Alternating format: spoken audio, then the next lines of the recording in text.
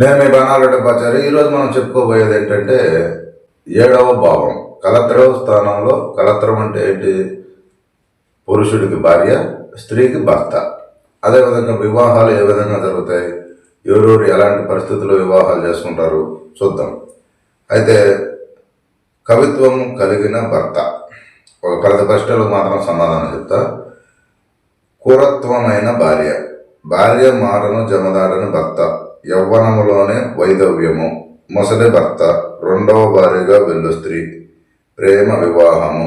ప్రేమ వివాహ యోగము. మేనమామ కూతురు లేదా కొడుకుతో వివాహము. సొంత వర్గంలో వివాహము. అన్య వర్గంలో వివాహం.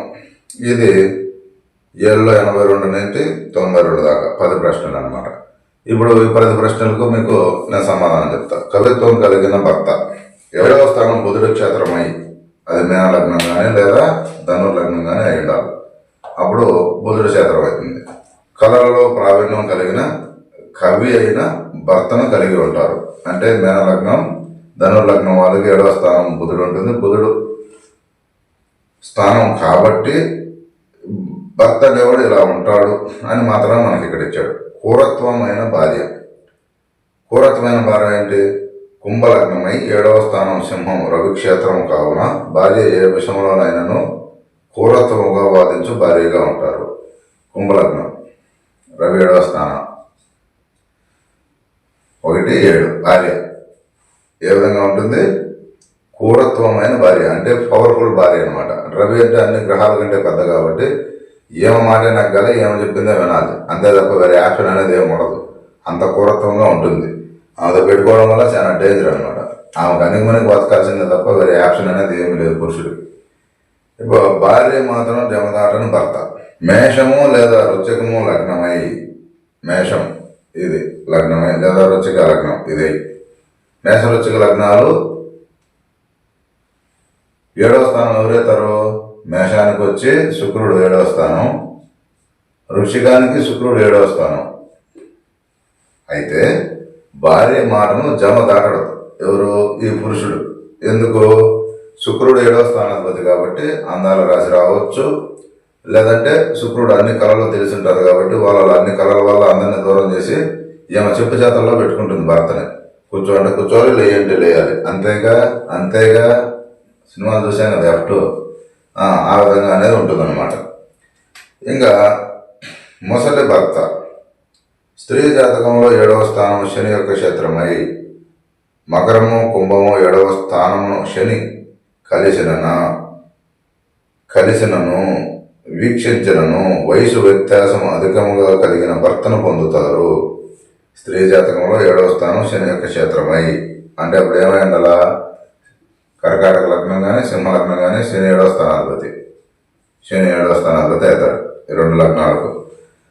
అయితే శని వీక్షించిన ఇక్కడ లేకపోయినా కూడా శని ఈ దృష్టి కలిగిన అంటే ఈ కుంభరాశిని కానీ మకర రాశిని కానీ శని ఎక్కడైనా ఉండి చూసినా కాడ వయసు వ్యత్యాసము అధికముగా కలిగిన భర్తను పొందుతారు. అంటే ఇప్పుడు 40 ఏళ్ళలో పురుషుడికి ఉన్నాయనుకో 20 ఏళ్ళు ఏమనుకుంటాయి, లేదా 40 ఏళ్ళకు ఒక స్త్రీకి ఉన్నాయనుకో పురుషుడికి వచ్చి 20 ఏళ్ళలో 30 ఏళ్ళలో ఉంటాయి అన్నమాట. ఆ వ్యత్యాసం అనేది వివాహము జరుగుతుంది అని మనకు ఇచ్చినారనమాట. మొసలి భర్త.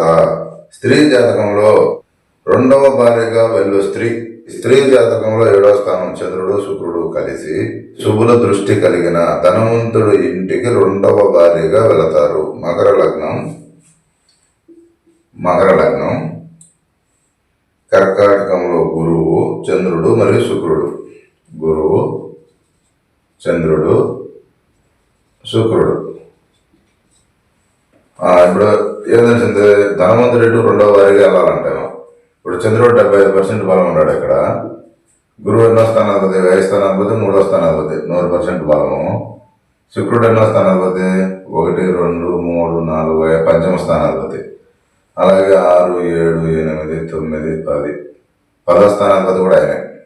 10వ స్థానాధిపతి ఆయన అయ్యి 12వ స్థానాధిపతి కూడా గురువు అయ్యి, అదేవిధంగా శుభుడింట్లో చంద్రుడితో కలిసి 3 గ్రహాలు శుభగ్రహాలు ఇలా ఉండడం వల్ల లగ్నం మకర లగ్నం అయింది కాబట్టి శని యొక్క క్షేత్రం లగ్నం అయి ఉన్న దానివల్ల ఇక్కడ ధనవంతుడి ఇంటికి రెండవ భార్యగా ఈ స్త్రీ అనేది వెళుతుంది అనమాట. అర్థమైందా? ఇది నక్షత్ర బాధలు అనేవి ప్రతి ఒక్క వీడియోలో చెప్తాను కాబట్టి మీరు నోటెడ్ చేసుకోవాలి. నక్షత్ర బాధలు మళ్ళీ నవాంశంలో కూడా కనీసం ఉత్సవం స్వక్షేత్రంలో ఉంటేనే ఈ ఫలితాలు అనేవి జరుగుతాయి. లేదు శత్రుస్థానంలో నీచంలో అయిపోతే ఈ ఫలితాలు అనేవి అర్థం మాత్రమే జరుగుతాయి. ప్రేమ వివాహము పురుష జాతకంలో 7వ స్థానంలో చంద్రుడు లేదా 12వ స్థానంలో గురువు అమిరిన తన భార్యను తానే చూసుకుని ప్రేమ వివాహం చేసుకుంటాడు. పురుష జాతకంలో 7వ స్థానంలో చంద్రుడు లేదా 12వ స్థానంలో గురువు, అది ఏదైనప్పటికీ ఇప్పుడు ఉదాహరణకి మేషలగ్నాన్ని తీసుకున్నాము, 7వ స్థానం శుక్రుడిది, చంద్రుడు ఇక్కడ నిలిచినాడు అనుకోండి ప్రేమ వివాహం. లేదు గురువు ఇక్కడ ఉన్నాడు అనుకున్నాం, ఇది కూడా ప్రేమ వివాహం. అంటే స్త్రీకైనా పురుషుడికైనా ఈ వివాహాలు ఎలా జరుగుతాయని. ఇది 50% మాత్రమే. ఆ దశాకాలంలో 75%, మళ్ళీ నవాంశంలో ఆ బలం అనేది ఉంటేనే 100%. ఇలా మనం చూసుకోవాలి. ఇది కేవలం రాశికుండలో ఉండే ఫలితాలు మాత్రమే అనమాట. మేనమామ కూతురు లేదా కొడుకుతో వివాహం 7వ స్థానం బుధుడు నిలిచి స్వయచారము కలిగిన అశ్లేష జ్యేష్ఠ రేవతిల మీద బుధుడు ఉన్న శుక్రుడితో కలిసిన మేనమామ యొక్క కొడుకు లేదా కూతురుతో వివాహం జరుగుతుంది. ఇప్పుడు మనం ఉదాహరణ తీసుకున్నాం. ఇప్పుడు మేనలగ్నం కావచ్చు, ధనుర్లగ్నం కావచ్చు. మేనలగ్నానికి ధనుర్లగ్నానికి 7వ స్థానాధిపతి బుధుడే. అయితే బుధుడు బుధ నక్షత్ర సారాల మీద ఉన్నాడు అనమాట. ఇప్పుడు మేనమామ కూతురు కొడుకుతో వివాహం జరగాలంటే ఇప్పుడు ఎలా జరుగుతుంది? ఇప్పుడు ఇక్కడ ఏ నక్షత్రాలు ఉన్నాయి? మగశిర 3, 4, ఆరుద్ర, పునర్వసు. లేదు, ఇక్కడ చూస్తే ఉత్తర, అస్త, చిత్త ఇక్కడ లేదు. అయితే బుధుడు బుధ నక్షత్ర సారాల మీద ఉంటే, అంటే ఇప్పుడు కర్కాటకంలో అశ్లేష మీద కానీ, ఇక్కడ రుచికంలో జ్యేష్ఠ మీద కానీ, మేనంలో రేవతి మీద కానీ ఇలా ఉంటే మేనమామ కొడుకు కూతురుతో వివాహం జరుగుతుందని మనం తెలుసుకోవాలి. అదేవిధంగా శుక్రుడు కూడా కలిస్తే, బుధుడు శుక్రుడితో కలిసినా కూడా, శుక్రుడు ఇప్పుడు ఇక్కడ ఉంటాడో శుక్రుడితో బుధుడు పోయి కలిసినా కానీ, బుధుడితో శుక్రుడు పోయి కలిసినా కానీ, ఈ 2 గ్రహాలు ఒకే ఇంట్లో ఉన్నా కానీ మేనమామ కొడుకు లేదా మేనమామ కూతురుతో వివాహం జరుగుతుందని మనం డిక్లేర్ చేయొచ్చు. కానీ అవి నవాంశంలో ఉత్సవము స్వక్షేత్రము ఉండే ఆ దశాకాలం వచ్చినప్పుడు మాత్రమే అవి పని చేస్తాయి.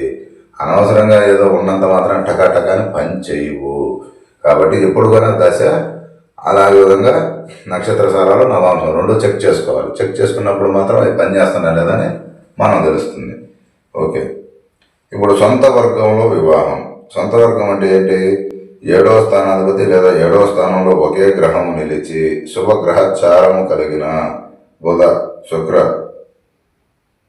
చారములు సొంత వర్గంలోనే వివాహం జరుగుతుంది. బుధ శుక్ర చారములు 7వ స్థానాధిపతి ఒకే గ్రహం, ఒకే స్థానంలో ఒకే గ్రహం. ఇప్పుడు ఉదాహరణకి 7వ స్థానాధిపతి ఒకే గ్రహం అనుకున్నాం మనం. ఒకే గ్రహం అంటే అర్థమైందా మీకు? అర్థంగా కొంచెం డీటెయిల్గా చెప్తా. ఇప్పుడు ఉదాహరణకి మేషలగ్నం శుక్రుడు ఒంటరిగా నిల్చున్నాడు 7వ స్థానాధిపతి. అయితే ఈయన ఇక్కడే కాకుండా ఏ రాశిలో ఉన్నప్పటికీ ఏ నక్షత్ర పదాల మీద ఉండాలా? బుధ నక్షత్ర సారాల మీద కానీ, గురు నక్షత్ర సారాల మీద కానీ, శుక్ర నక్షత్ర సారాల మీద, ఆయన నక్షత్ర సారాల మీద కానీ ఉంటే ఏమిచ్చాడు? సొంత వర్గంలో వివాహము. సొంత వర్గంలో వివాహం అంటే ఇలా బంధువర్గంలోనే వివాహం అనేది జరుగుతుంది, బయట ఎక్కడ జరిగే అవకాశం ఉండదని ఇచ్చారనమాట. ఇలా కూడా మనం తెలుసుకోవచ్చు.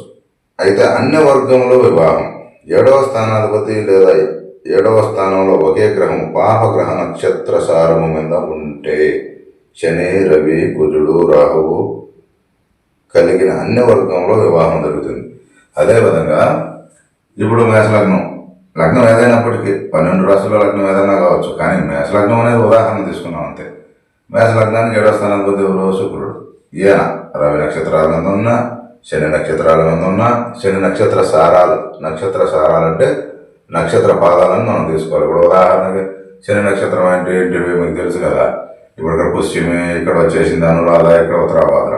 రవి నక్షత్రాలు ఏంటివి మీకు తెలుసు కదా. కృత్తిక, ఇక్కడ వచ్చేసింది ఇక్కడ కృత్తిక, ఇక్కడ ఉత్తర, ఇక్కడ ఉత్తరాషాఢ. ఇలా ఇంకా రాహు నక్షత్ర సారాలు ఏంటంటివి?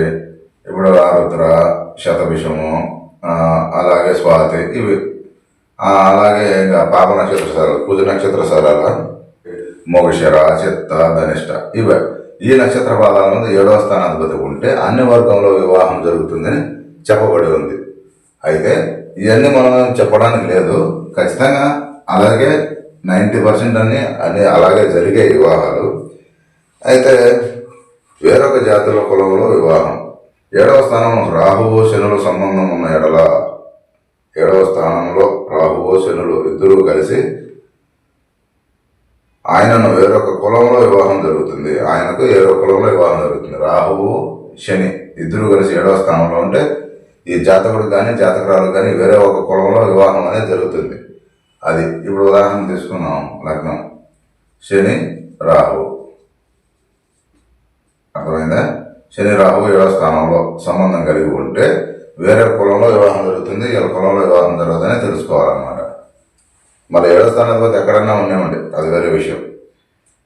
తక్కువ కులంలో వివాహము అంటే ఎలా జరుగుతుంది?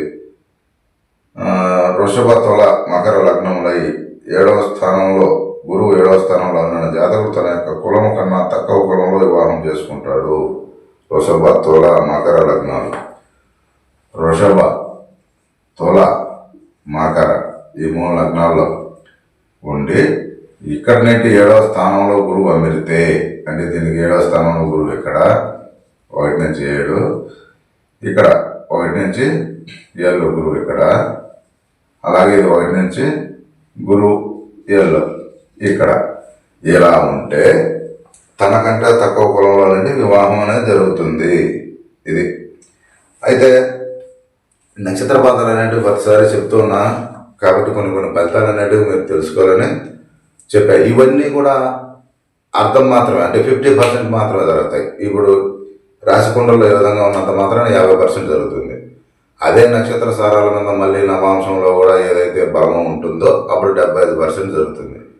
ఆ యొక్క దశాకాలం ఎప్పుడైతే ఎంటర్ అవుతుందో అప్పుడు 100% అనేది జరుగుతుంది అనమాట. అది కూడా కానీ అలా ఉంటుంది. అది చెడు కావచ్చు, మంచి కావచ్చు. మంచి అయితే మంచి ఎక్కువగా జరుగుతుంది, చెడు అయితే చెడు కూడా ఎక్కువగా జరుగుతుంది. చెడులో మంచి, మంచిలో చెడు కూడా ఉంటుంది.